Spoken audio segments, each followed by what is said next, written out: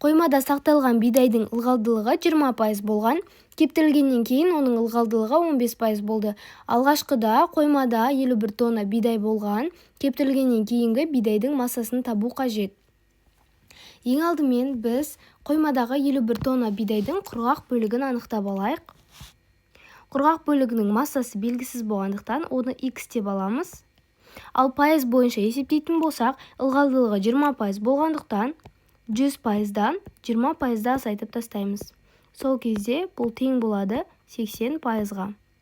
Яғни бұл құрғақ бөлігінің пайызы. Ал 51 тоннамыз бұл біздің 100%-мыз. Бұл жерден X-ті анықтасақ, 51-ді 80-ге көбейтеміз. Бөлеміз 100%-ға. Қысқартып есептейтін болсақ, 40,8 тонна шығады. Келесі кептірілгеннен кейінгі қоймадағы бидай массасы Y тонна болсын. Онда есептің шарты бойынша мынандай пропорция шығады. Y тоннамыз ол біздің 100%-мыз. Ал жаңағы 40,8 тоннамыз кептірілгеннен кейінгі масса, яғни 100%-дан біз 15%-ді азайтып тастаймыз.